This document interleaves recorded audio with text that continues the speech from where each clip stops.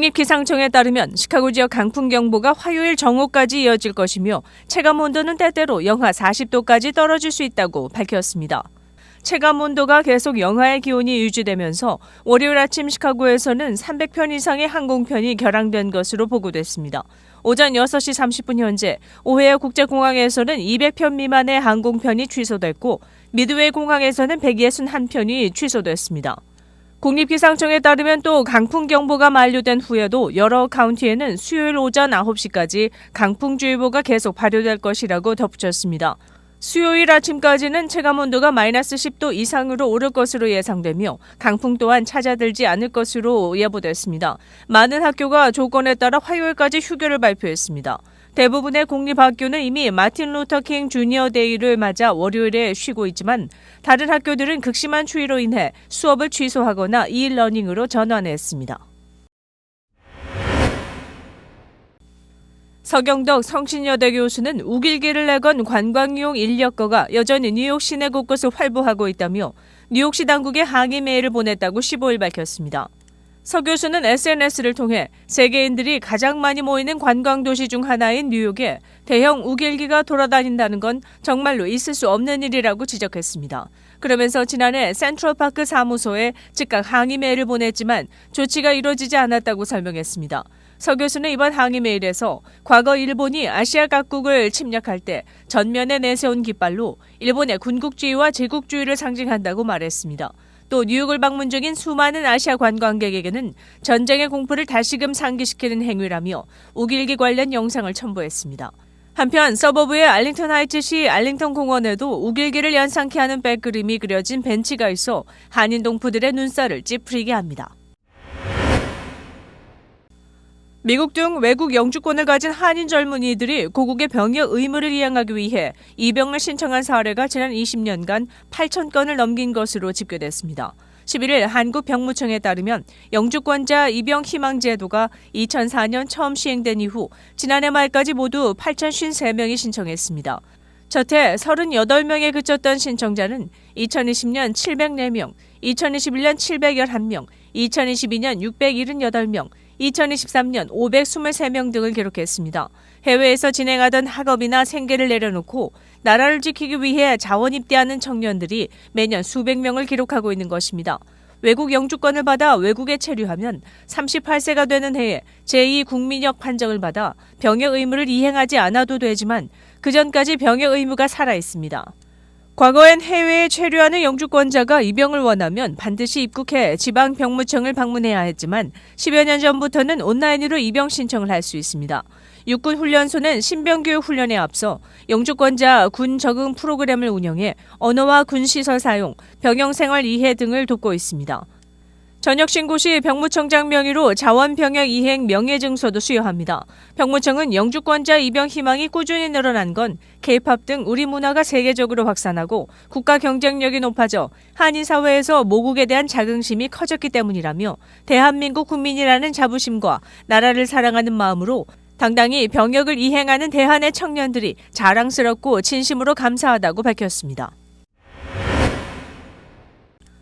유럽연합 경쟁당국이 대한항공과 아시아나항공의 기업 결합을 최종 승인할 방침이라고 로이터 통신이 12일 보도했습니다. 공식 발표는 이르면 이달 말 혹은 내달께 나올 전망으로 확정 시 대한항공은 기업 결합 마무리까지 미국과 일본 경쟁당국의 최종 판단만 남겨두게 됩니다. 업계는 최대 걸림돌인 EU 승인을 확보하면 두 항공사 기업 결합의 구부 능선을 넘는 것으로 분석하고 있습니다.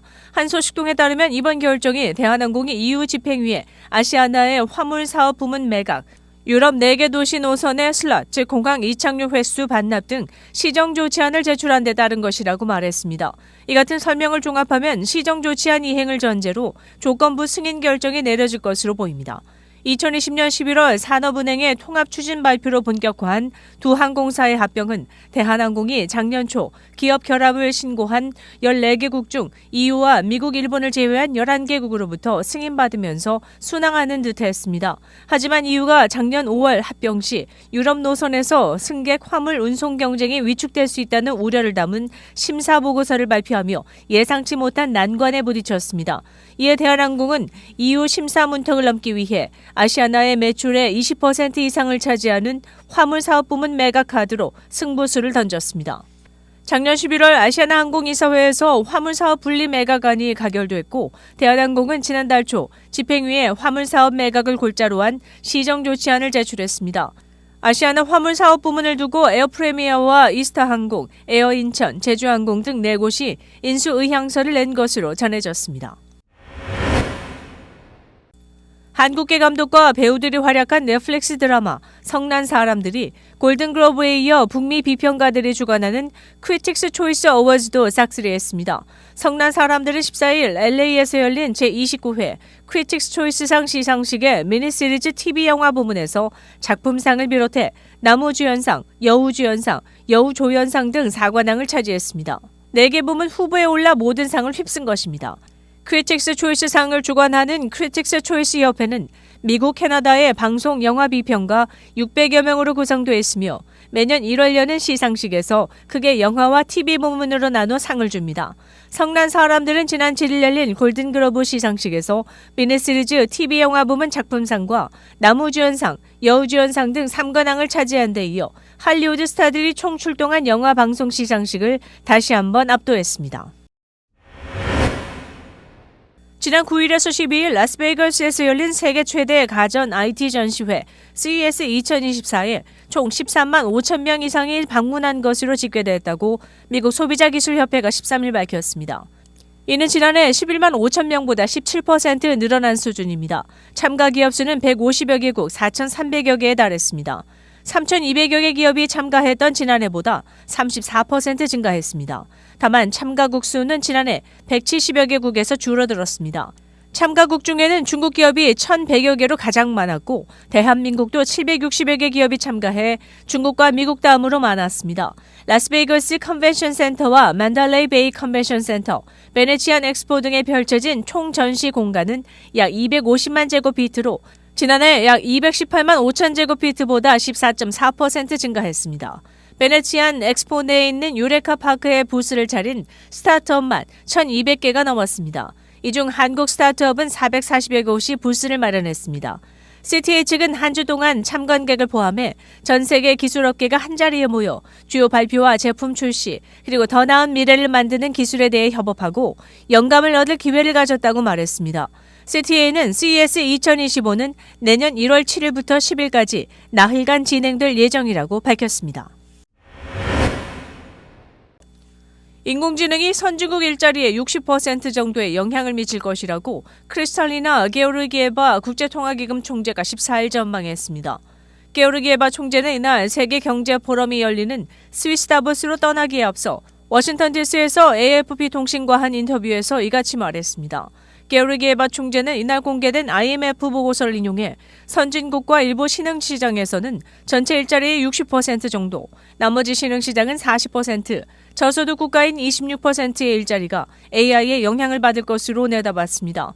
그는 AI로 일자리를 빼앗길 수도 있지만 일자리의 가치가 올라갈 수도 있다면서 결과적으로는 생산성을 높여 소득 수준으로 높여줄 것이라고 분석했습니다. IMF는 보고서에서 AI가 일자리에 미치는 영향이 전체적으로는 40% 정도 될 것으로 분석하면서 영향을 받는 일자리 가운데 절반 정도는 부정적인 영향을 받겠지만 나머지는 AI로 인한 생산성 향상의 혜택을 보게 될 것이라고 전망했습니다. IMF는 이어 신흥시장과 저소득 국가일수록 AI의 영향을 적게 받겠지만 AI가 가져올 혜택도 적게 받으면서 디지털 격차와 국가 간 소득 불균형이 더욱 심화할 수 있다고 우려했습니다. 또한 노동자의 나이가 많을수록 AI가 가져올 변화에 취약할 것이라고 IMF는 덧붙였습니다. 게오르기에바 총재는 이러한 우려를 불식시키기 위해서는 IMF가 나서 정책적 처방을 제시할 필요가 있다면서 특히 저소득 국가가 AI가 가져다줄 기회를 빠르게 잡을 수 있도록 해야 한다고 말했습니다. 그는 AI의 시대가 오고 있고 이를 받아들여야 한다는 얘기라며 AI가 다소 두렵기도 하지만 모두에게 엄청난 기회가 될 수 있다고 강조했습니다. 시카고 한인회는 지난 13일 미주 한인이민 121주년 기념 제19회 미주 한인의 날 기념식을 날씨 한 식당에서 가졌습니다. 이날 행사는 국민의회에 이어 최은주 한인회장의 환영사로 시작됐으며 윤석열 대통령의 축사를 김정한 시카고 총영사가 대독했고 부산시의 김강회 경제부시장의 축사에 이어 최은주 한인회장이 시카고 한인회에서 자체적으로 작성한 미주 한인의 날 선언문을 낭독했습니다. 이 선언문에는 121년을 이어온 선조들의 정신을 이어 우리의 뿌리를 지키고 한인으로서 존재감을 가지고 우리의 정체성과 가치를 보존하며 미래를 이어갈 차세대를 성장시키기 위해 모두가 함께 협력해 노력할 것을 다짐하는 결의를 담았습니다. 또한 행사를 마친 후 부산시 김강회 부시장 일행은 한인회관을 방문해 임원 및 이사진들과 간담회를 가지고 자매결혼 도시로서 상호 협력을 위한 방안을 논의했습니다. 한편 시카고 한인회는 매년 1월 13일에는 시카고 데일리 센터에 대형 태극기가 개양되는데 추운 날씨로 인해 다운타운의 행사를 취소하고 한인 동포들이 많이 거주하는 교외 지역에서 기념식을 시행하게 됐다고 덧붙였습니다. 21기 민주평통 시카고 협의회는 지난 13일 평화통일염원 2024년 신년 상견례 및 북한 인권 관련 특별강연회를 놀스부르크의 한 호텔에서 열었습니다. 국민의례에 이어 윤기로 중서부 한인회 연합회장, 김기령 민주평통 시카고 협의회장이 신년사를, 진한순 민주평통 운영위원이 격려사를, 김정한 주 시카고 총영사와 최은주 시카고 한인회장이 축사를 전했습니다. 순서에 따라 대통령 표창 수여의 시간이 이어졌으며 11명의 시카고 협의회 임원 및 자문위원 위촉장 수여식도 뒤를 이었습니다. 2014년 탈북해 2016년 워싱턴 포스트지를 통해 북한 상위 1% 엘리트 계층으로 소개된 바 있고 평양에 살면서 뉴욕 맨하튼 수준의 삶을 누렸다고 해서 평해튼이라는 신조어의 주인공 이서현 씨가 강사로 나서 북한의 인권 상황을 알리며 북한 사람의 인권과 자유수호에 대해 강조했습니다. 이서현 씨는 2017년 오토 원비어 재단의 첫 번째 장학생으로 현재 컬럼비아 대학에서 국제관계학 석사과정을 밟고 있습니다. 한편 이날 북한 인권 개선 결의안 통과 특별추진위원회 발대식과 함께 임명장을 수여하기도 했습니다. 시카고시는 지난 일요일 완전히 추운 기온의 아침을 맞이한 가운데 미시간 호수는 수면에서 증기가 연기를 내뿜는 것처럼 보이는 독특한 스팀쇼 광경을 연출했습니다. 공기와 물 사이에 엄청난 온도 차이로 인해 호수에 증기가 나타났습니다. 이런 스팀쇼 현상은 하루 종일 이어졌습니다. 이 같은 스팀쇼가 탄생한 이유는 기온이 0도를 넘기기 힘들고 수온도 32도를 웃돌고 있어 나타난 현상으로 입김 같은 현상입니다. 유니버시티 오브 메인에 따르면 증기는 실제로 수증기로, 증기는 정말 차가운 공기가 상대적으로 따뜻한 물과 표면 바로 위에 따뜻한 공기의 얇은 경계층 위로 이동할 때 형성됩니다. 증발하는 물방울이 상승하면 차가운 공기는 제한된 양의 수보만 보유할 수 있어 액체가 안개로 응결되게 됩니다. 멘탈 플러스에 따르면 추운 날씨에 숨을 쉴 때 비슷한 과정이 발생합니다. 왜냐하면 내쉬는 숨에 있는 작은 물방울이 액체물과 얼음으로 응결돼 눈앞에 보이는 증기를 생성하기 때문입니다. 기상청에 따르면 일요일 시카고의 기온은 매우 추웠으며 일부 지역에서는 최저 기온이 영하 10도에 이르렀지만 미시간 호수의 물은 비교적 따뜻했습니다. 시카고 크리브의 기온은 39도, 해안선의 기온은 34도로 기록됐습니다. 결국 물과 공기 사이의 따뜻한 공기 장벽은 32도 이하로 떨어지게 되고 그 결과 호수 표면에 얼음이 형성될 것입니다. 추운 기온이 유지될 것으로 예상되면서 이번 주에는 얼음이 형성되기 시작할 가능성이 높아 이 같은 증기는 더 이상 볼 수 없을 것으로 보입니다. 뉴스 브리핑을 마칩니다.